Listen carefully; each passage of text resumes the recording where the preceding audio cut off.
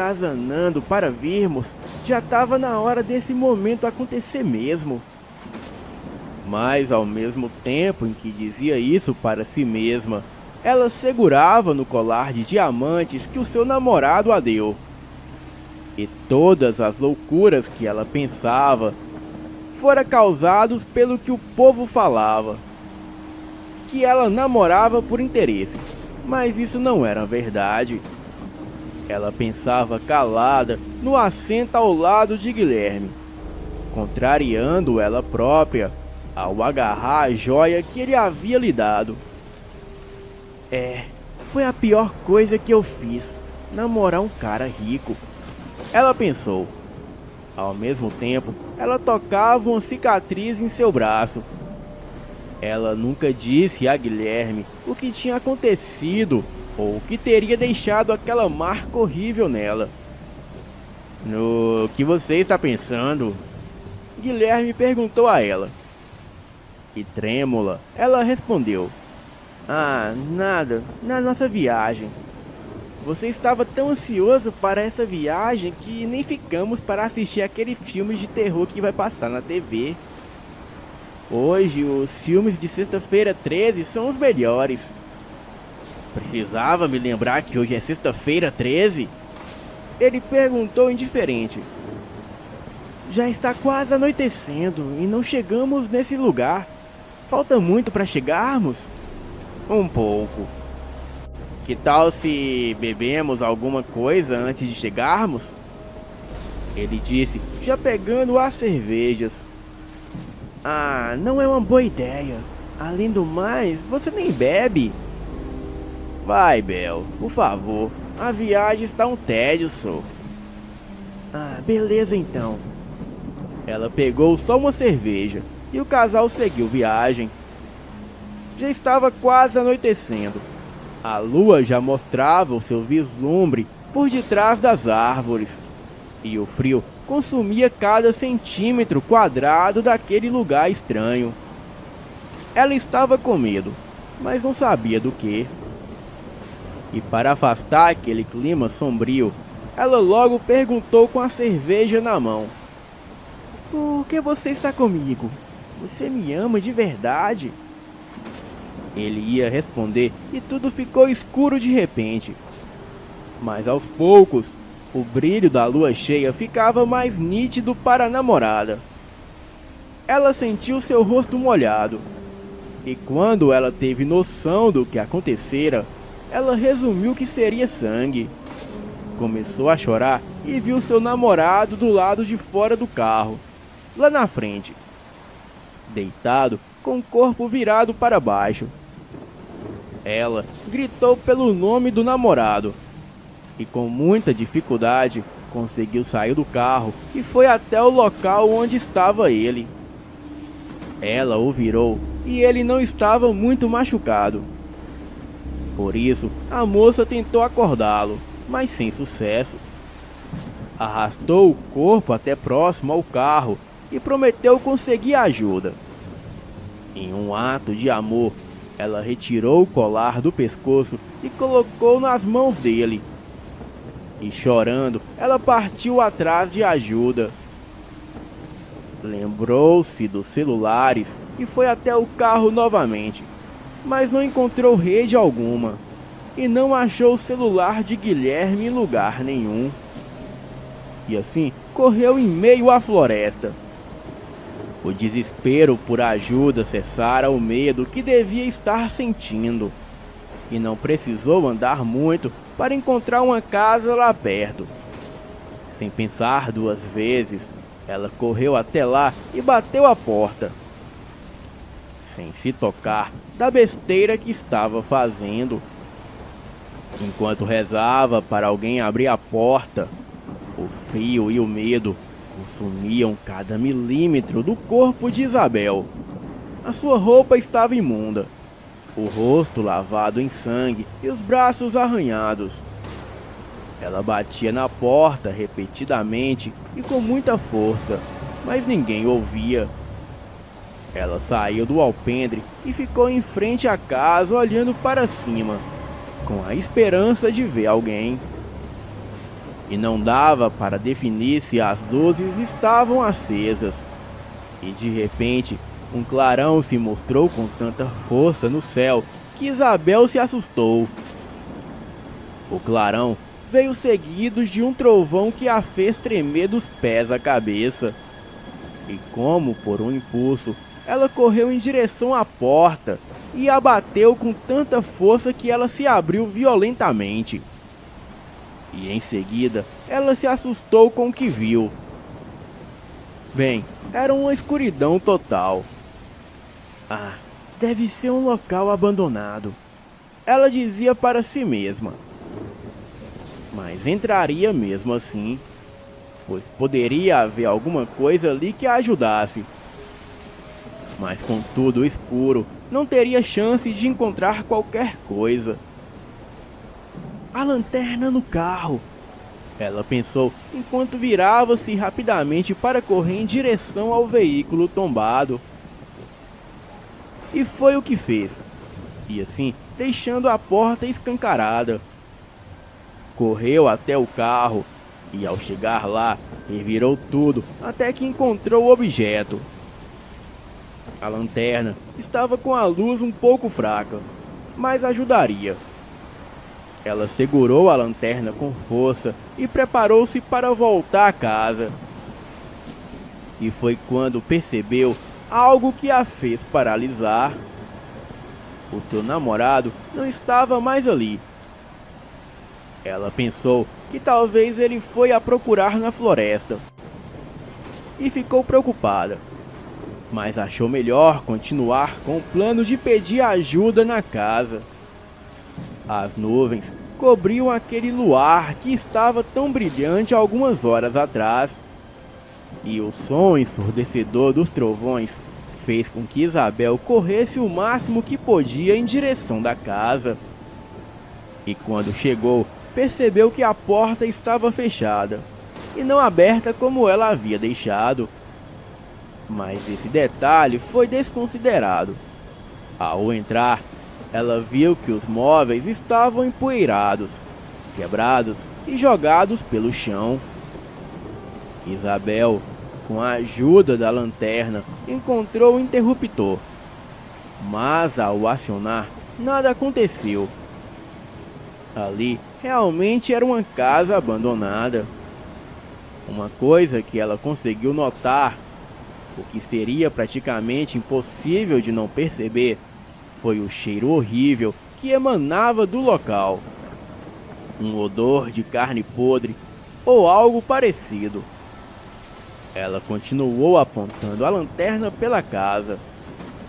As paredes e o chão estavam manchados de algo em um tom rubro.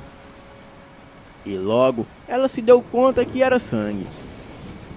Havia uma escada que levava ao segundo andar. Agora ela já não sabia mais se continuava a explorar a casa abandonada ou se voltava para procurar o namorado lá fora. Ela achou que talvez ele não devesse estar muito longe. Era o que ela achava. E sem saber mais nem o que pensar, ela decidiu subir a escada. Não tinha outra escolha. Os degraus estavam manchados e sujos de restos de alguma coisa. E o corrimão estava quebrado em algumas partes. Até que em um certo degrau, ela encontrou algo que lhe pareceu familiar. Um colar de diamantes. Era o mesmo que o seu namorado havia lhe dado.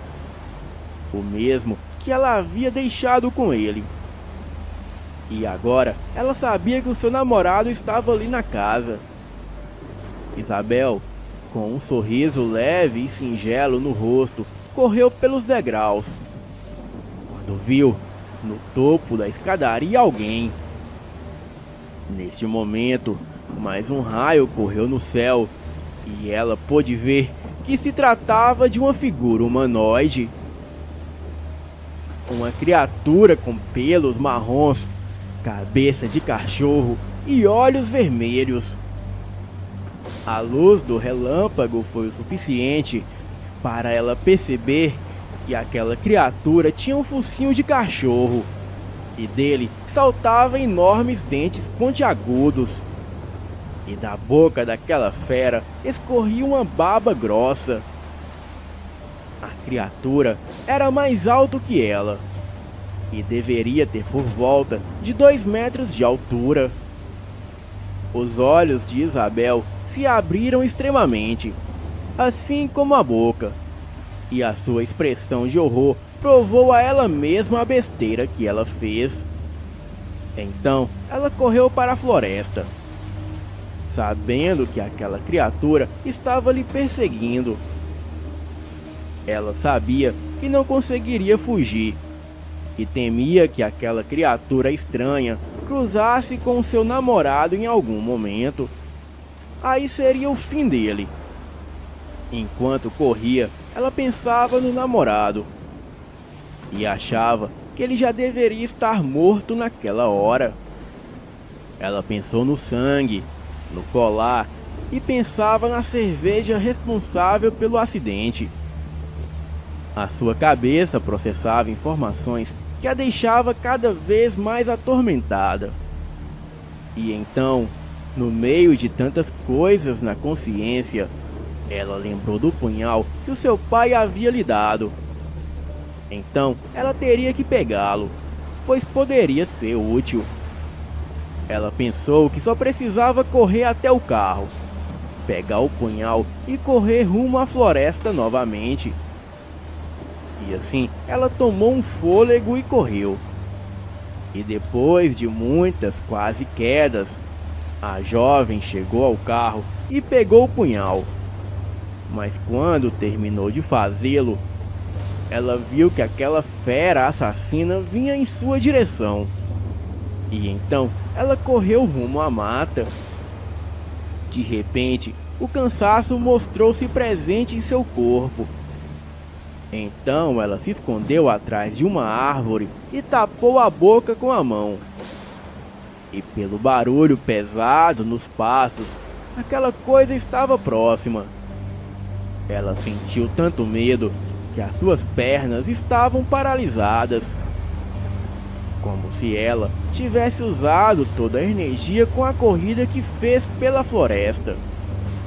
Ela ouviu um barulho de um uivo estridente que lhe cortou os ouvidos, e o barulho das garras afiadas daquela coisa em contato com os troncos das árvores. E se aquilo queria provocar medo nela, havia conseguido. Isabel correu, pois não aguentou de tanto anseio, mas não sabia nem de onde havia tirado forças para mover as pernas. Mas após poucos segundos de fuga, ela tropeçou, caiu e a vista ficou turva. Acordou em um lugar diferente, mas pelas paredes e chão manchados, ela já sabia onde estava. A jovem tentou se mover, mas sem sucesso, pois estava amarrada em uma cadeira. Gritou por socorro feito uma maluca, mas não obteve resposta. Ela ouvia risadas, sussurros e lamentos que pareciam vir de trás das paredes, pois não via ninguém no lugar onde ela se encontrava. Isabel olhava à sua volta e não entendia o que estava acontecendo, pois havia muitas velas acesas sobre a mesa e no chão, além de um desenho estranho nas paredes e no piso, onde havia uma estrela de 5 pontas. O corpo dela suava frio e a sua cabeça tremia, como se ela fosse uma demente mental privada de um hospício. Lembrou-se do punhal. Ela o havia colocado enfiado dentro da parte de trás da calça jeans. E por um milagre, ele ainda estava lá. Justamente quando preparava-se para romper as cordas, ela ouviu o barulho de passos vindo do andar de baixo. Achando que talvez pudesse ser aquela criatura, ela pegou a faca com pressa. e de jeitos distorcidos ela tentava cortar as amarras, o que não era fácil. Agora os passos estavam mais perceptíveis e uma figura encapuzada se mostrou para Isabel. Ela implorava a Deus para que aquilo não a machucasse. A voz já falhando de uma mistura de cansaço e medo. E desta vez, com uma faca, o encapuzado começou a andar em volta da cadeira onde a vítima estava amarrada. E assim, passando a faca pelo seu pescoço, rosto e braço, causando pequenos arranhões. Isabel chorava, gritava e se retorcia na cadeira, quando ouviu uma voz familiar que disse: Isabel. Ela, intrigada, respondeu por instinto: Guilherme, é você?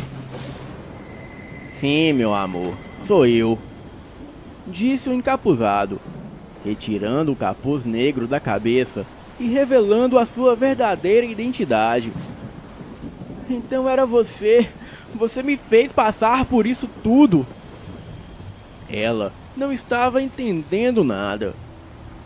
Neste momento, o namorado de Isabel, que revelara ser o verdadeiro perseguidor dela, disse com um sorriso de felicidade no rosto: Você é muito idiota.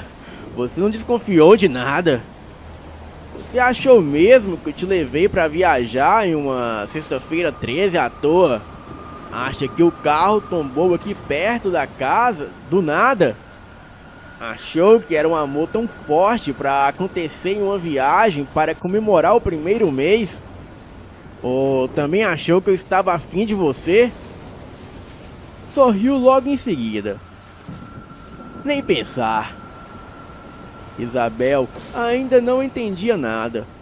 Olhava para os lados e tentava discernir o que passava.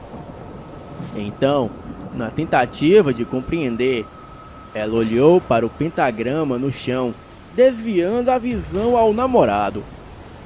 Ah, o pentagrama? Bem, eu vou te contar tudo. A minha mãe foi vítima de um ritual feito por uns malucos enquanto estava grávida de mim. Ela foi sacrificada e eu fui concedida ao demônio que eles invocaram. Agora eu estou condenado a me transformar em uma criatura que vocês chamam de lobisomem. Porém, não é uma transformação normal. Esse demônio me possui em noites de lua cheia e a metamorfose ocorre. E daí, eu carrego essa maldição e me transformar em bicho. É horrível. Mas para isso não acontecer mais, eu fiz um trato com o demônio. E nesse trato, eu deveria sacrificar você, e ele prometeu ir embora. Por que eu? Chorando de ódio, perguntou Isabel. Porque você é virgem. E eu só posso sacrificar uma moça pura de corpo. E assim, adeus maldição de me transformar em lobisomem. Estarei livre dessa praga. E assim, poderei viver como uma pessoa normal. Mal ele terminara de falar, Isabel se levantou da cadeira, pois ela conseguira cortar as cordas enquanto ele falava. E então enfiou o canivete em sua perna. Guilherme gritou de dor e a coitada correu, tropeçando, caindo e levantando, mas conseguiu chegar do lado de fora daquele lugar. E mesmo com a perna banhada em sangue, o homem encapuzado já estava atrás dela. Ela olhou para trás e, pela luz dos relâmpagos, ela viu aquele homem se transformar em lobisomem. E novamente começou a perseguição pela floresta. Não havia carro para fugir. Ela teria que se esconder ou se cansaria de tanto correr. Então sentou-se atrás de uma árvore Já havia parado de chover e a lua cheia já iluminava tudo, o que não era muito bom para ela. Porém, ela encontrou algumas pedras atrás da árvore. Era a sua chance. Ela tratou de pegar algumas pedras e se preparar para caso a criatura a encontrasse. Ela já podia ouvir a respiração ofegante e os passos pesados da criatura sobre as folhas molhadas no chão. O coração dela pulsava cada vez mais forte. E ela já planejava o movimento para acertar a pedra de modo certeiro na cabeça da criatura. E mesmo sabendo que uma pedrada não faria efeito nenhum naquele ser monstruoso, ela não tinha outro plano. Para o seu medo e pavor, aquela criatura começou a falar com uma voz demoníaca. Não adianta esconder, eu vou te achar. Ela notou que aquilo estava muito próximo, pois já era possível ver a sombra enorme da criatura projetada pela lua. Ela se preparou com a pedra na mão, e quando a fera estava perto, Isabel lançou a pedra com toda a sua força. A pedra pegou em cheio no focinho da criatura. Mas isso só deixou a fera mais furiosa. Então ela correu com todas as forças de volta à casa, pois lá talvez ela encontraria algo para ajudá-la. Enquanto isso, a fera se pôs de pé e correu em sua direção. Era como se aquela criatura estivesse brincando com ela, pois se aquilo quisesse realmente a pegar, já teria feito em instantes. Já na casa, ela procurava algo, como uma barra de ferro ou uma faca. Ela sabia que seria muito improvável de encontrar algo com o que ela pudesse se defender, já que a criatura não fez nada para impedir a sua fuga para fora das árvores na floresta. Isabel subiu ao segundo andar da casa, pois ele poderia ter deixado a faca que fora enfiada em sua perna jogada por lá. E foi quando, do segundo andar, ela foi capaz de ouvir os passos lá de baixo. E ainda não tinha encontrado nada com que pudesse se defender, pois o punhal não estava lá. A porta se abriu e a criatura entrou. A coisa correu por detrás dela e a agarrou pelos cabelos. Ela já estava cansada. A criatura deu uma risada assustadora e disse: Você é muito frágil. Eu não te golpeei na floresta, pois poderia te matar. Então deixei você correr, pois sabia que você vinha pra cá. E aqui era onde eu precisava de você. A criatura deu uma patada em Isabel e ela caiu tonta no chão. E em seguida, os pelos do corpo daquela coisa foram caindo, assim como seus dentes. E aquela forma monstruosa dava lugar ao Guilherme. Ele, totalmente sem roupa, pegou Isabel e a levou para dentro daquele pentagrama desenhado no chão, cercado de velas. Pegou a faca que ele havia escondido em um vão da parede e a colocou no pescoço da garota. E então ele começou a dizer palavras incompreensíveis e estranhas.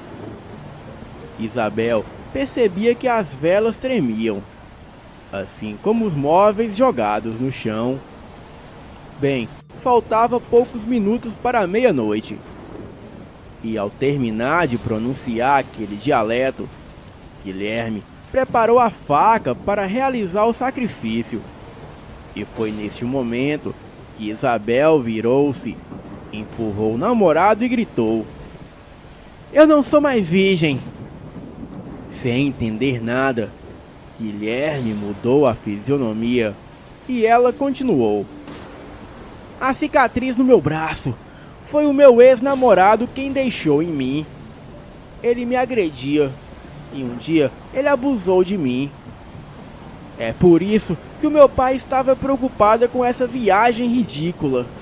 Então pode me sacrificar, mas eu não vou valer nada pra você. Ela sorriu ironicamente. Seu idiota! Guilherme não conteve o ódio e avançou com fúria para cima da namorada. Mas antes de alcançá-la, algo demoníaco o puxou pela perna.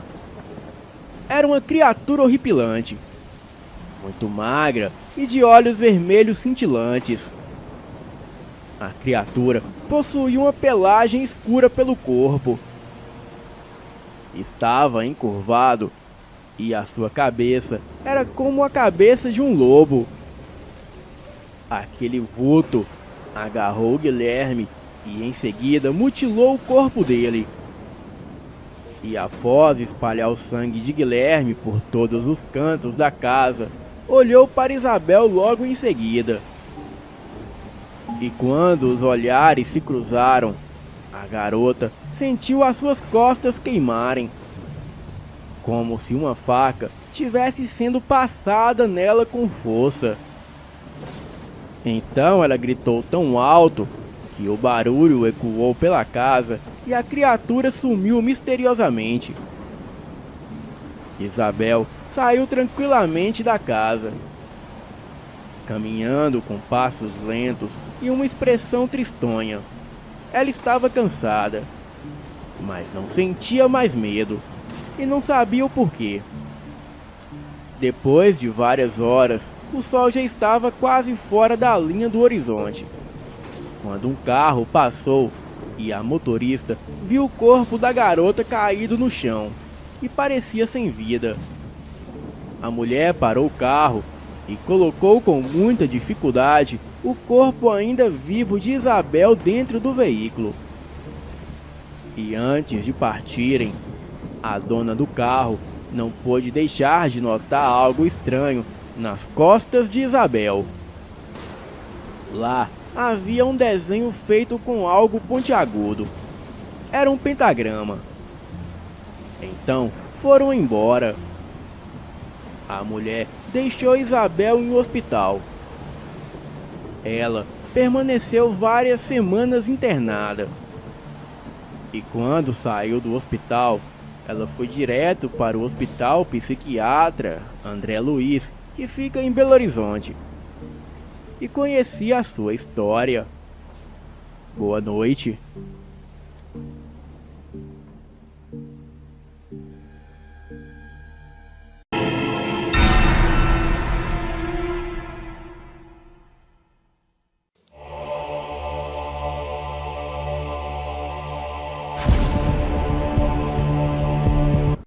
Boa noite, me chamo Augusto. Este fato ocorreu recentemente, há 3 anos atrás. Na época, eu tinha 21 anos. Um dia, fui convidado para uma resenha em um sítio, no interior de Minas Gerais. Não vou dizer o nome do lugar, pois essa história me assombra até os dias de hoje. A festa ocorreu em um sábado. O sítio era de um amigo que morava na cidade. Ele emprestou o local desde que eu me responsabilizasse. Este amigo também me advertiu para que eu não ficasse perambulando pelo local à noite, pois aquela região era muito perigosa. Bem, eu sabia de tudo isso. Junto comigo no meu carro ia o meu amigo e a menina que ele estava ficando. Chamarei ele aqui de Lucas e a menina de Ana. Da nossa cidade até esse sítio dava 80 quilômetros. Arrumamos as nossas coisas e fomos. Chegando lá pela manhã, arrumamos muito e adormeci.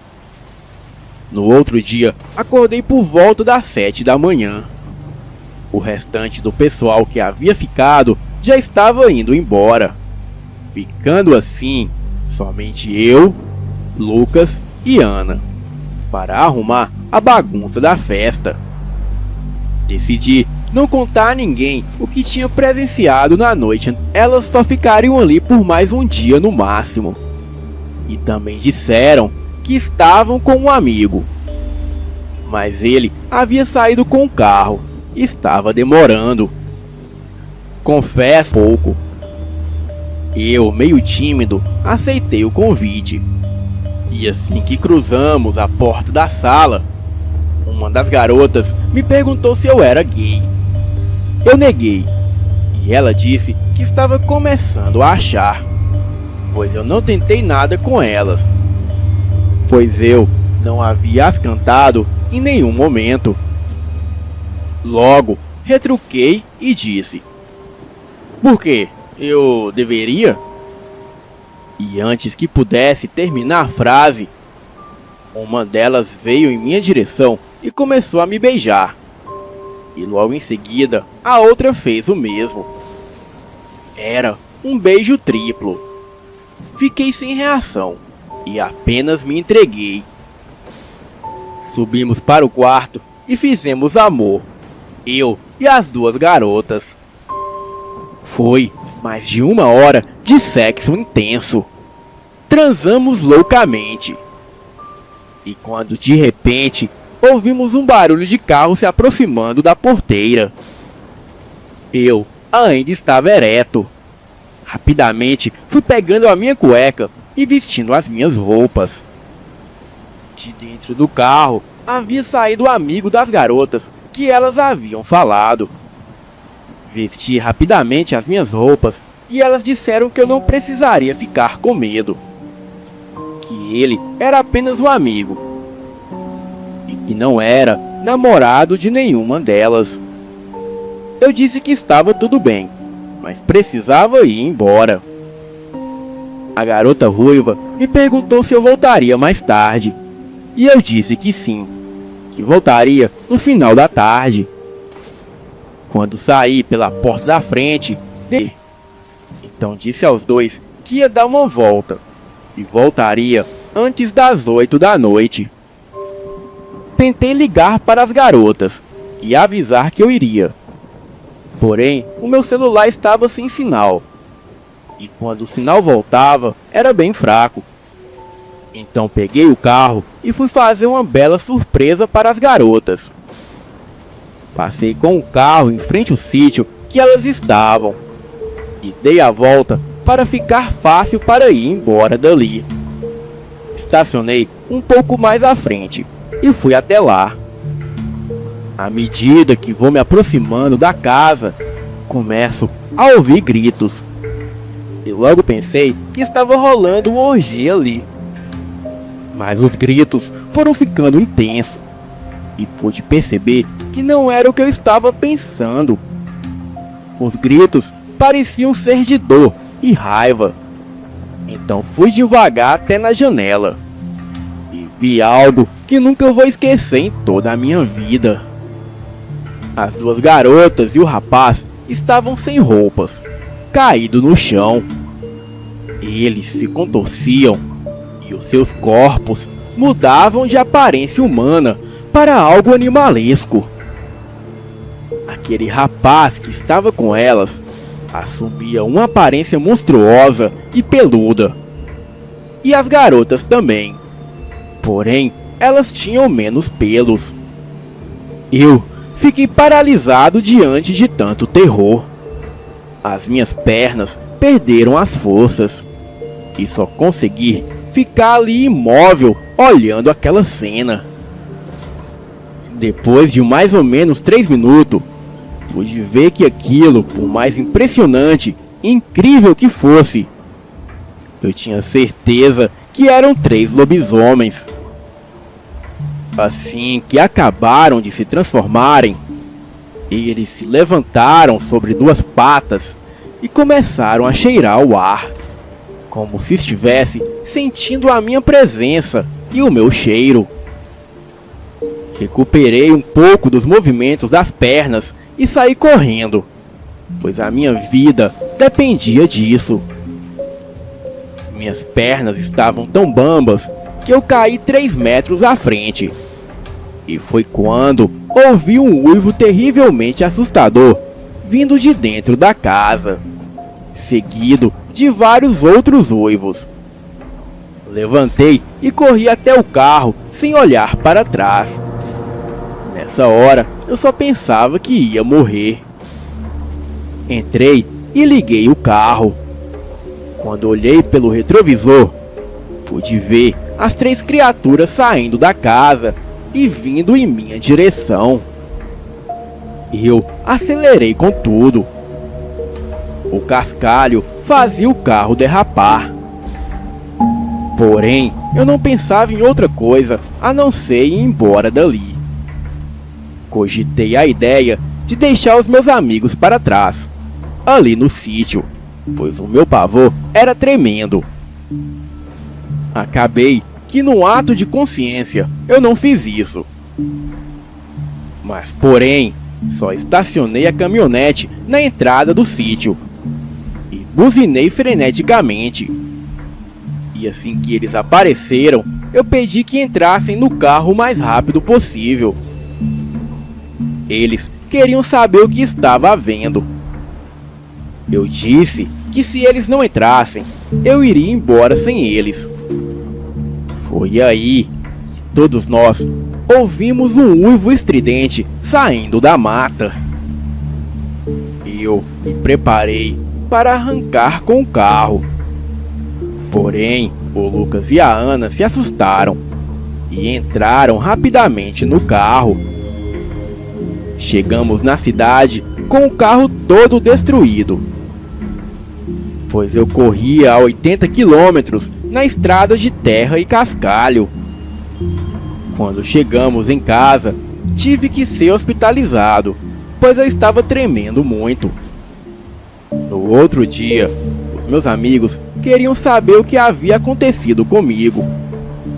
Daí, contei a eles tudo o que aconteceu. Inclusive, o meu amigo, que era dono do sítio, estava ali também. Ele me confirmou que o seu pai, quando era vivo, já havia avistado lobisomens naquele lugar. Mas na época do seu pai, as pessoas ali da região chamavam os lobisomens de meleta. Nem eu e nem os meus amigos nunca mais tivemos coragem de voltar naquele sítio. E olha que vou falar para vocês, eu prefiro muito mais a cidade. Pelo menos nunca vi nada parecido por aqui. Boa noite.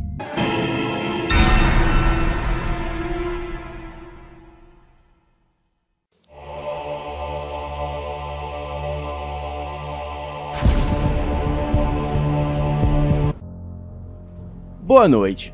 O relato que vou contar aqui aconteceu com a cunhada do meu tio. Segundo ela, o ocorrido aconteceu em 1996, quando ela tinha 17 anos. E a partir daqui, contarei a sua história com as suas palavras. Em minha mocidade, eu vivia com o meu avô em uma casinha nos fundos de um sítio, onde o meu avô trabalhava. E eu simplesmente adorava aquele lugar. E o cheiro de cada manhã me fazia lembrar da minha mãe. A minha mãe havia falecido há pouco tempo. E naquela época, tínhamos pouco acesso à escola, e por isso eu não frequentava a mesma. Mas a patroa do meu avô gostava muito de mim. E nas minhas horas vagas, ela me ensinava a ler e a escrever, e outras coisas. De vez em quando, vinha outros fazendeiros comprar cavalo do patrão do meu avô. Pois o seu patrão, que se chamava Seu Chico, vendia cavalos para vaquejadas. Bem, o meu avô adorava vaquejadas, e quando podia, ele sempre ia. E quando seu patrão chegou naquele dia, ele logo anunciou que teria vaquejada na cidade próxima. Então, o meu avô ficou muito animado. E dias depois, na véspera da vaquejada, eu acordei pela manhã com o meu avô discutindo com o seu Chico. Me levantei e fui olhar do que se tratava aquela discussão. E foi aí que eu vi que o cavalo que seria vendido estava ali totalmente dilacerado no chão do estábulo. E na hora que eu vi, eu comecei a chorar. E o meu avô tentou me acalmar. Eu não tinha entendimento do que estava acontecendo. Mas foi aí que o seu Chico falou para o meu avô: "Olha, seu Felipe, eu nunca tinha visto um negócio desse. Então, o senhor abre o seu olho e não deixe a sua neta sair à noite." No outro dia, que era o dia da tal vaquejada, logo começou os preparativos na cidade próxima. E sempre que havia esta festa de vaquejada, eu fazia umas coxinhas para vender lá na festa. E eu sempre ia com a dona Silvia, a mulher do seu Chico. Bem, por volta das 10 horas da manhã, o meu avô e o seu Chico partiram para a vaquejada. E eu e a dona Silvia ficamos fazendo as coxinhas para vender. E quando foi por volta de 3 da tarde, a Silvia já estava com as coxinhas prontas para fritar. E eu inventei de fazer um vatapá, porque o pessoal daquela região adora. Bem, então eu fui fazendo o vatapá. E quando era por volta de 7 da noite, estava tudo pronto. E só faltava fritar as coxinhas. Então, eu fui levando tudo para o carro da dona Silvia. E voltei para falar para ela que faltava apenas fritar as coxinhas. Ela disse que eu deixasse o óleo esquentando, enquanto ela iria tomar um banho. Peguei uma panela bem grande e coloquei 3 litros de óleo para esquentar. Coloquei ali em um fogão a lenha que ficava do lado da porta do quintal. Deixei ali esquentando e fui trocar de roupas. Fechei a grade do portão e quando voltei, eu vi que o óleo já estava bem quente. E assim, eu comecei a colocar uma por uma das coxinhas. Eu estava tão concentrada para não me queimar que percebi que havia uma criatura enorme que estava na porta entre a cozinha e a sala. Aquela coisa parecia um cachorro muito grande, porém estava em pé feito uma pessoa. A criatura parecia estar me desejando com aquele olhar de ódio. Me veio um frio na espinha e na hora eu tentei sair pelo portão. Bem, foi uma tentativa em vão, pois eu já havia trancado aquele bendito portão. Aquela criatura peluda que parecia um cachorro e andava feito uma pessoa começou a vir para cima de mim. Nessa mesma hora, todo o ambiente ficou impregnado com seu fedor.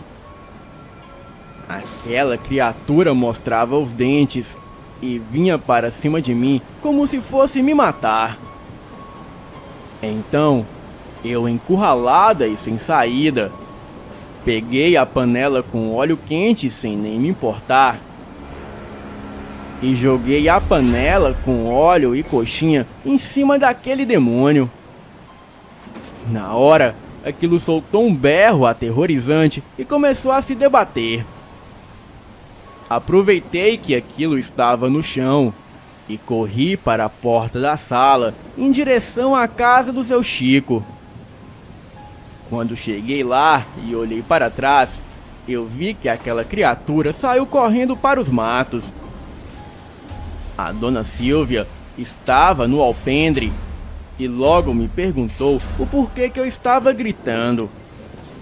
E ela também viu aquela criatura correr para o mato. A dona Silvia veio na minha direção e viu que eu estava bastante queimada. Eu chorava muito e ela me abraçou. E em seguida, ela me levou para o hospital mais próximo, onde eu fui bem atendida. E assim, ela logo chamou meu avô, que veio às pressas ao meu encontro. E eu passei um mês internada. No dia que eu recebi alta, o meu avô foi assinar uns papéis. E eu fiquei o esperando na recepção do hospital. E foi quando vi um rapaz me olhando fixamente. Ele estava todo enfaixado e todo queimado. Eu não tive dúvidas que aquele rapaz era o monstro que tentava me atacar. E eu não havia contado o que aconteceu de fato comigo para o meu avô. Eu disse a ele que a panela tinha escapado das minhas mãos e assim me queimou. Naquela hora, o meu avô veio ao meu encontro. Mas antes de sairmos dali, o meu avô foi falar com aquele moço. Você está bem? Por coincidência, a minha neta também se queimou. Mas na próxima, você ganha aquele troféu da vaquejada, pois você merece. Quando meu avô disse isso, eu fiquei sem reação ao olhar para aquele homem. E assim, perguntei ao meu avô de onde ele conhecia aquele homem. E foi aí que o meu avô disse: Filha, ele é o vaqueiro que veio pra vaquejada. Esse moço era o rapaz que iria lhe namorar. Eu não acreditei no que o meu avô falou, mas graças a Deus eu nunca mais vi aquele monstro. Anos depois, o meu avô faleceu e eu vim morar na capital com a minha tia. Até hoje, eu sempre falo por telefone com a dona Silvia, mas nunca mais ouvi falar daquele moço. E este é o meu relato da vez que quase namorei um lobisomem. Boa noite.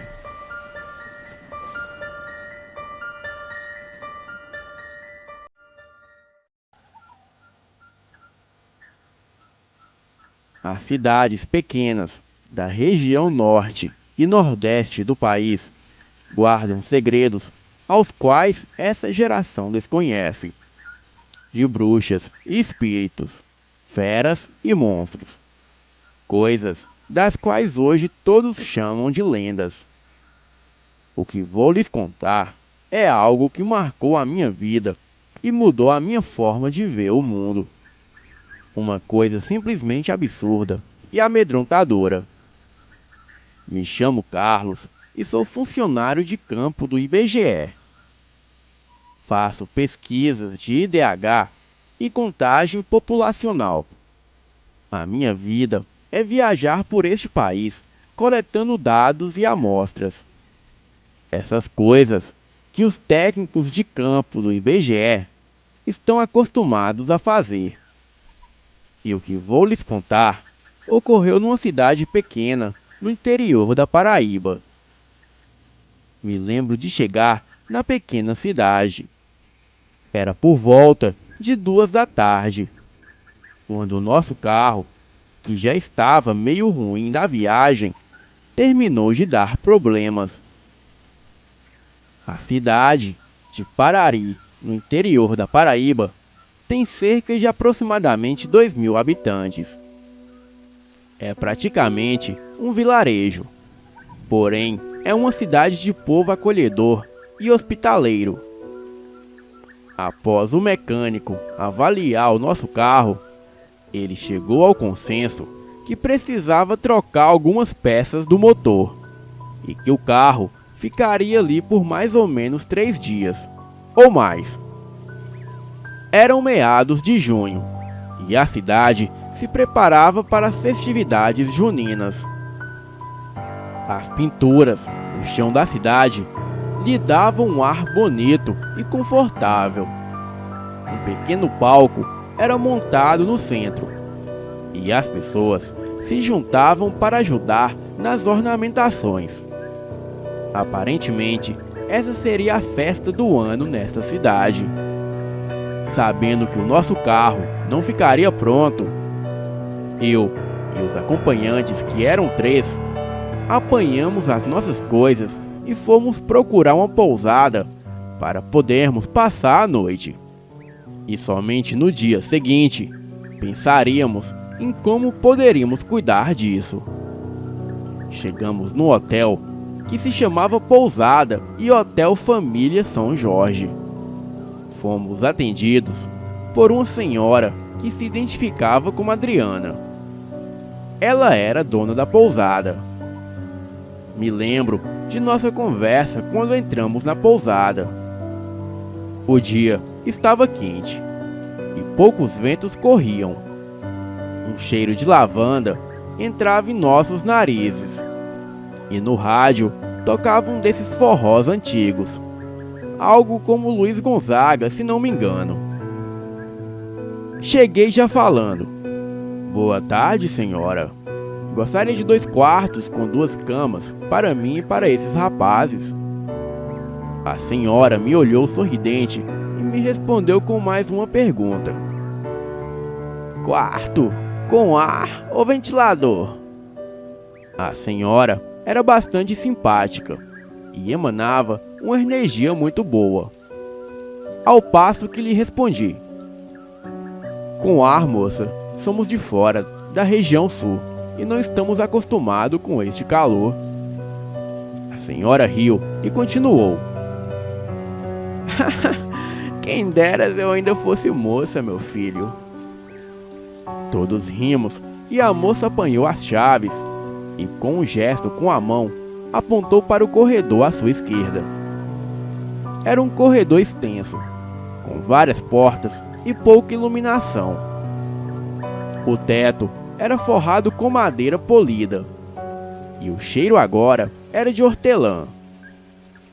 Enquanto observava alguns quadros pendurados nas paredes, a senhora explicava as regras do hotel.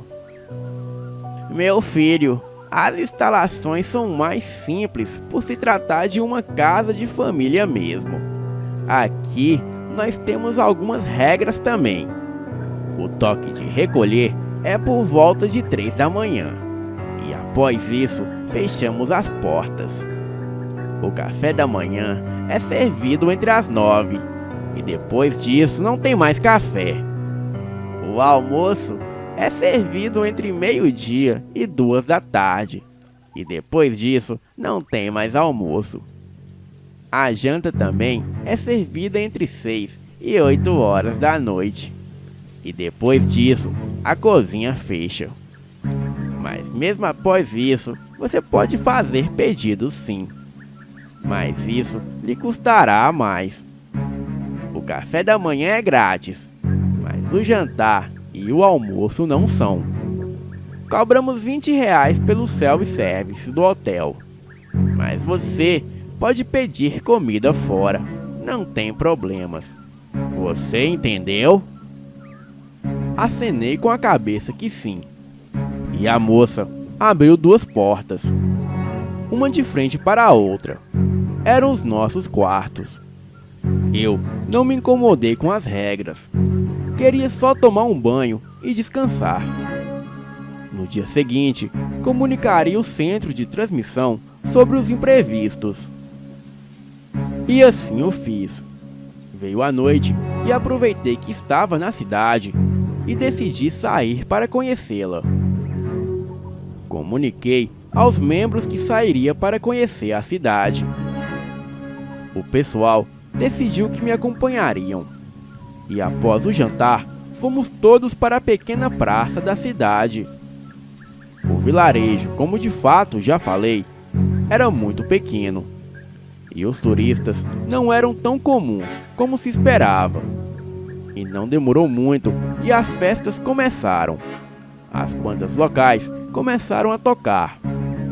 Eram bandas bem medianas, mas é como dizem, né? A festa quem faz somos nós. Um pouco se passou e eu estava dançando com uma linda morena. Nem sei bem como nos conhecemos. Ela era linda. Tinha mais ou menos 1,70 m. Lindos cabelos longos com olhos castanhos. Em meio ao vem e vai da música, eu pude olhar os seus olhos. E algo parecia me encantar, mais que o normal. A boca da menina era irresistível. E no chamego de lá pra cá, o suor descia. E sinceramente, eu já estava bastante excitado e a fim de levá-la para a cama. Mas mesmo assim, sentia que ela era para mim e eu para ela. As festas se passaram e já eram quase 1 da manhã, quando os meus amigos me disseram que estavam voltando para o hotel. Eu apenas concordei e me levantei para pegar uma cerveja para a gente, para podermos nos refrescar do calor. Em meio ao empurra-empurra, encontrei com uma velha senhora cigana que pedia esmola ali na pracinha. Era uma senhora de belas roupas, belos trançados e muito maquiada. Ela dizia que precisava de ajuda para seguir viagem e que em troca ela poderia ler a minha mão. Dei a ela alguns trocados e ela pediu para ler a minha mão. E mesmo comigo insistindo muito para que ela não o fizesse, que eu não acreditava nisso, ela puxou a minha mão bruscamente. E enquanto apalpava a minha mão com as suas mãos velhas e enrugadas, ela disse: "Meu filho, você está destinado a conhecer o mal em pessoa. E sua vida está nas mãos de grandes marés de sorte ou de azar. Que Deus te abençoe e te guarde, porque o que você vai passar, só Deus para cuidar de você." A voz da senhora era rouca, como a de um fumante. As suas mãos, mesmo enrugadas e muito velhas, eram suaves e macias. E quando consegui me soltar dela, senti um arrepio correr à minha espinha. E senti que algo de errado me aconteceria. Saí de perto daquela mulher e comprei a minha cerveja. E retornei para a minha amada recém-conhecida. E contei a ela o que havia passado. Ela riu e disse que isso não existia. E logo algo diferente começou a acontecer. Uma música começou a tocar. Era um forró pé de serra, dos bem antigos, mas numa versão mais atualizada. A mulher começou a dançar em minha frente e o calor aumentou muito. E as pessoas pareciam sumir ao meu redor. Eu só ouvia a música e só via ela dançar. Tirei a minha camisa e fui dançando com ela. E aos poucos ela parecia se afastar do lugar. Nem sei como, mas acabei me afastando de todos. A música estava ficando cada vez mais baixo. E aos poucos um cenário caía diante dos meus olhos. Uma casa abandonada se mostrava ao longe. E notei que estávamos bem longe da festa. Olhei para trás e vi de cima de um morro tudo que dava para ver, as luzes ao longe. Estávamos a cerca de uns 800 metros da festa. Fiquei um pouco preocupado, mas quando fui chamar a moça de volta, ela já estava no alpendre da casa. Apertei os olhos para me acostumar com a escuridão. A lua estava cheia.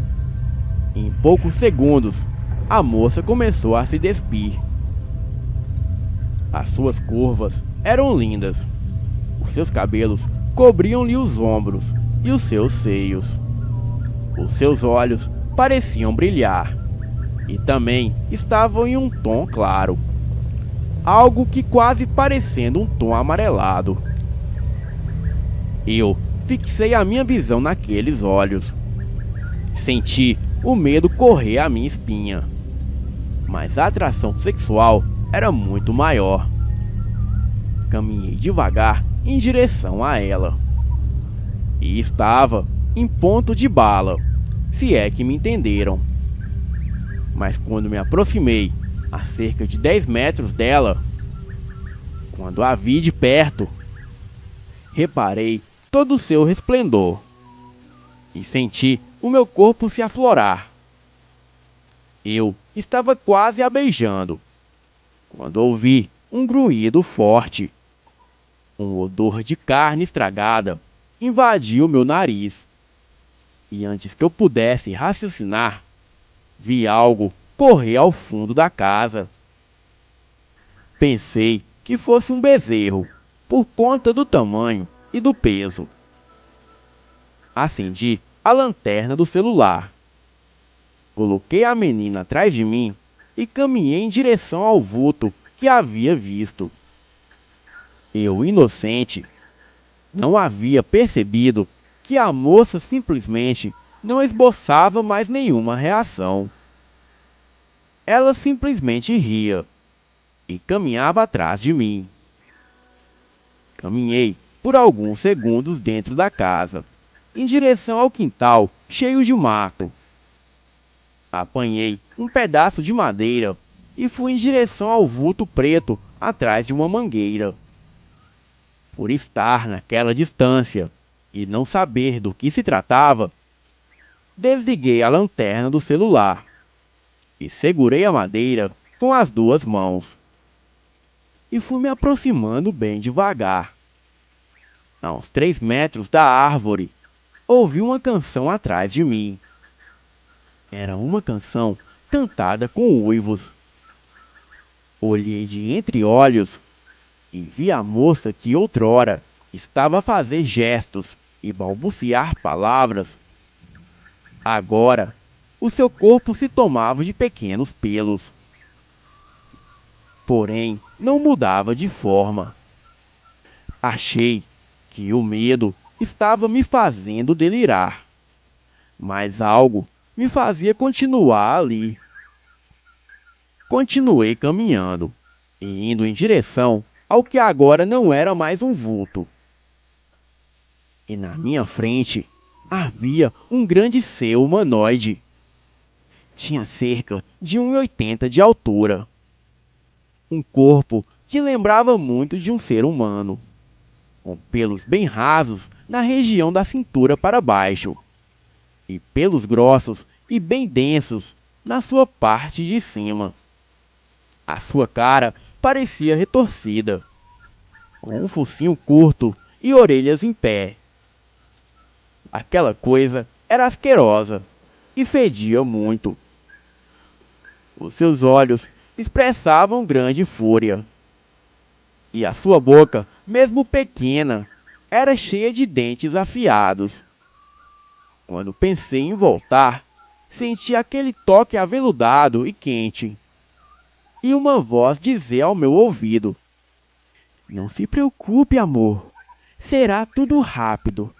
Você não vai nem sentir." Logo, senti um bafo de cão ao meu nariz. E de canto de olho, eu vi que a moça que outrora era linda, agora tinha traços animalescos, como se fosse uma raposa, porém com feições mais humanas. E também não era tão grande ou tão feia. Andava como se desfilasse ao redor da árvore, enquanto aquele monstro que mencionei chegava mais perto. Num relapso, e talvez sob a influência de Deus, eu lembrei do que a cigana havia me dito.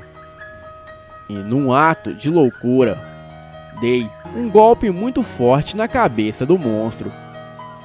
Bati com tanta força que a madeira se estilhaçou seguida, eu pensei em correr.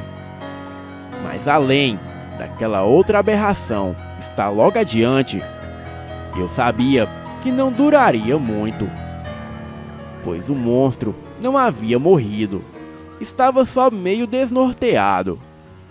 Enquanto aquela criatura feminina acudia o lobo, eu subi na mangueira que estava ali. Tentei pegar o meu celular para gravar a criatura que estava embaixo de mim, mas como numa espécie de magia, o meu celular estava somente com 3% de bateria. Não pensei duas vezes e liguei para o 190. Mas aparentemente, nesta região, o atendimento não funcionava como deveria. Aproveitei o resto da bateria para ligar para o Sérgio, que era um dos amigos que me acompanhava na viagem. Contei que tinha sido assaltado e que estava próximo à festa num casarão abandonado. Pedi que ele viesse com a polícia e expliquei a ele que o casarão ficava no alto de um morro, a uns 800 metros do lugar da festa. Mas neste exato momento, o celular descarregou. Me pus a olhar para baixo, onde via correrem debaixo de mim duas criaturas humanoides que, vez ou outra, saltavam tentando me pegar. Mas por conta de seu tamanho, ou não sei ao certo por qual motivo, aquelas criaturas não subiam de forma alguma em árvores. Foram os 30 minutos mais longos de minha vida. E quando vi ao longe as sirenes da polícia, comecei a gritar por ajuda. E quando me acharam, não havia mais vestígios da criatura. E eu não poderia contar o que havia passado, pois isso tudo teria que ir para o relatório de campo. E eu, sem dúvidas, seria internado por suspeita de esquizofrenia. Sei que fui ao IML registrar corpo de delito. Registrei um BO de tentativa de furto e segui para o hotel para arrumar as coisas para seguir viagem. Afinal, quando acabamos de preencher tudo, já era por volta de 8 da manhã. Entrei novamente no salão do pequeno hotel e a mesma música do dia anterior tocava. A senhora, dona das estalagens, veio me atender, mas agora com um semblante mais triste e bem cansada. Eu, como tinha me afeiçoado a ela, perguntei o que havia acontecido para ela estar daquela forma. E ela, me olhando com os olhos cheios de lágrimas, me disse: "Eu tenho um filho paralítico, seu moço, e ontem eu não sei como ele caiu da cama e bateu a cabeça no piso de madeira e acabou machucando muito, ao ponto de ter alguns pedaços de madeira em sua testa." Enquanto ela me contava o seu relato, uma moça entrou vindo da porta dos fundos, atrás da gerência das estalagens. Meu queixo caiu e o meu corpo gelou. O sangue me fugiu do rosto. Ali na minha frente estava a moça da noite passada, que havia me levado para uma armadilha. Ela me olhava profundamente, e eu, atordoado, fiquei atônito enquanto ela falava. "O Rafael vai ficar bem, tia. Ele é forte. Não é um pedaço de madeira que vai matar ele, não. Não se preocupe." Eu apenas paguei a conta. Apanhei as minhas bagagens e joguei em cima do carro e entrei nele. Enquanto nos distanciávamos da cidade, eu olhava no retrovisor, vendo aquela cidade sumir em meio à poeira. Não quero nunca mais nem saber de IBGE. Hoje sou motorista de uma empresa de segurança e tenho menos medo de morrer num assalto do que de voltar naquela cidade maldita. A cidade de Parari. Nunca vou me esquecer do maldito dia que encontrei uma peeira e um lobisomem no sertão da Paraíba. Boa noite.